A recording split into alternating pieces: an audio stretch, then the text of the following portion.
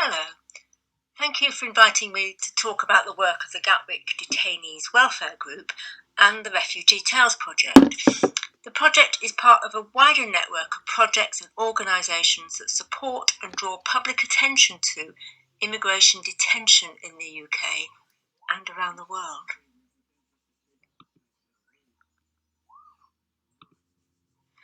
There's been much in the news recently about the ways in which new arrivals and asylum seekers have been placed in very inappropriate and downright inhumane conditions.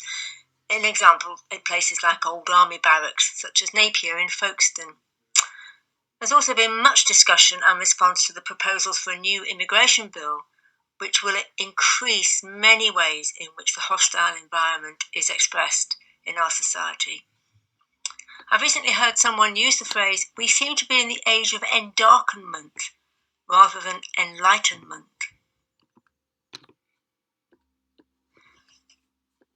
At the end of the runway at Gatwick are two houses, Brook House and Tinsley House. They're not houses, they are immigration detention centres, where people who have a problem with their immigration status are held prior to deportation and removal from the UK. And there are many reasons why people might be detained. Their visa might have expired, they might have lived in the UK since childhood, but not updated their official leave to remain. They might have served a sentence for a criminal offence and have had their leave to remain revoked. They might have asylum claims which have failed. They might be waiting to be removed back to the first country where they arrived on their journey to seek refuge. The key feature of our immigration detention centre system here in the UK is that people can be held indefinitely. They don't know how long they will be kept there. This is Brook House.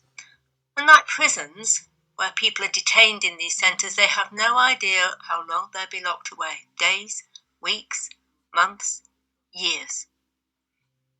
One level, this is just expensive. It's over 30 grand a year. It's also inefficient. Nearly half of the people who are taken into detention are released, and their case can be dealt with within the community and their own neighbourhood. We can only begin to imagine the effect that such detention will have on the mental and physical health of the people detained and their families. It's a waste of human life. In these COVID-19 times, many people were released from detention because there were no flights to the countries to which they might be deported, and there was therefore no legal reason to be detained. This raises really important questions about why people are detained indefinitely in the first place. So what can we do about this secret in plain sight, about this stain on our democratic society? What can we do? Well, what do we do in the Gatwick Detainees Welfare Group charity? We do at least 3 things. We can visit people, we can raise awareness through an imaginative project to involve the wider public, and we lobby MPs to change the policies and the law about immigration detention. Now, I'm part of a group of volunteers who visit people being held in detention. We have little power or influence, but we can listen once a week for however long they're being held. We withstand and we bear witness to the injustice of this system. During COVID-19 times, we kept contact with people on the phone, both in detention and if they'd just been released to be isolated in the community, we'd still keep in touch. Some of the people had no communities or families to take them in, and some are still waiting in hostels until accommodation can be found. Who are these chaps? Well, this is the friendship icon. It's a representation of Jesus and his friend. GDWG includes people of all faiths and none, but I thought that this icon expressed friendship. As visitors, we befriend the people we meet in detention. We can point them in the direction of legal help, medical justice, bail in detention, contact with their families, contact with community groups around the country if they are released. We meet each other as human beings with bigger lives beyond the Home Office questions. Secondly, we do a project called Refugee Tales. We set up this outreach project unashamedly based on the Canterbury Tales, where we set off in a group, walking together with purpose, sharing experiences, and on the way we share tales of detention with people who probably never heard of immigration detention, never mind indefinite detention.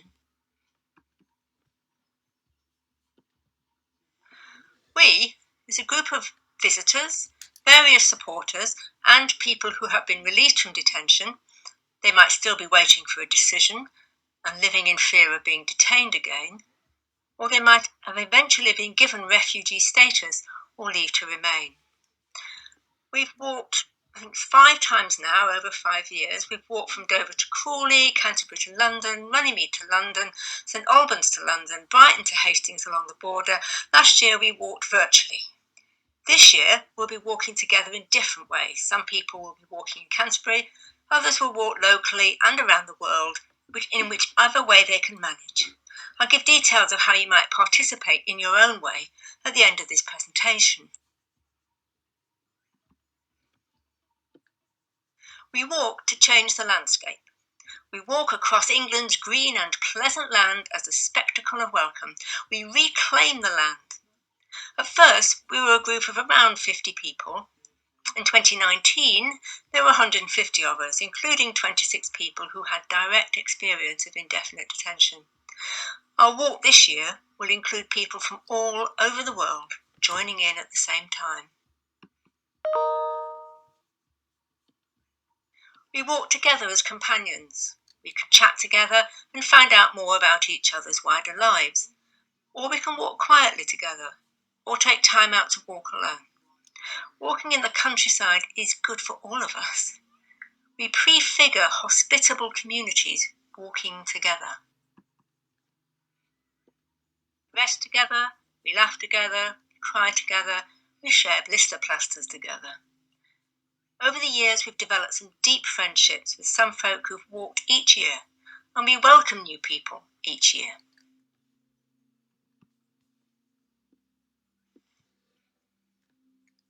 It's not all in earnest. We do daft things together too. Although I think hugging a tree isn't such a daft thing to do. It's part of the sense of connection and playfulness that we're developing together as we walk.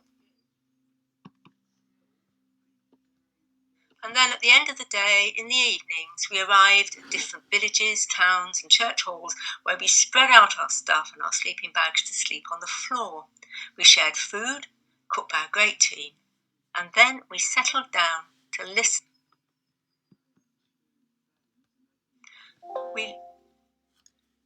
We listen to tales of detention. These are told by people who have experienced detention. They tell them to established authors who listen and write. People such as Ali Smith, Monica Ali, Helen MacDonald, Robert Macfarlane, Gillian Slovo, and many more. We also have music, and often we have dancing to release some of the tensions and the stiff limbs.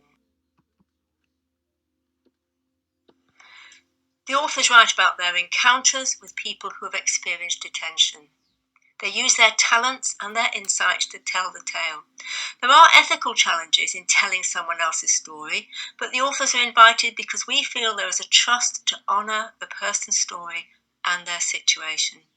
We have the student's tale, the lover's tale, the lorry driver's tale, the witness's tale, the soldier's tale, the walker's tale, the mother's tale, the smuggled person's tale, the observer's tale, the listener's tale, and many others. Comma Press has published the tales. The 4th volume will be published on the 28th of July this year and includes not only tales as told by established authors, but also the writings of former detainees, and it has international contributions. And the third thing we do is take the tales to Westminster. We meet with MPs throughout the year alongside other networks. We use Refugee Tales books as tools for introduction and conversation, but we call for an end to immigration detention.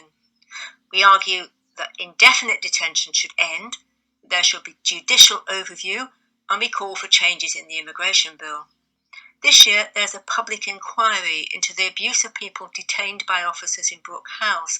And this was filmed for Panorama in 2017, and we'll be providing evidence from former detainees and visitors to this public inquiry later in the year.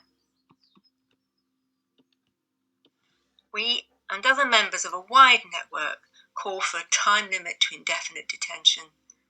We call for a 28-day time limit, in line with the criminal justice system, to hold people without charge. Write to your MPs. Help us keep up the pressure. Refugee Tales has been a creative response to the grief and rage associated with this national shame of immigration detention. We will continue to find creative ways to draw people's attention to the experience of people who've been detained and released and now waiting for Home Office decisions. They're unable to work and they live off about £37 a week. Some have no recourse to public funds of any sort.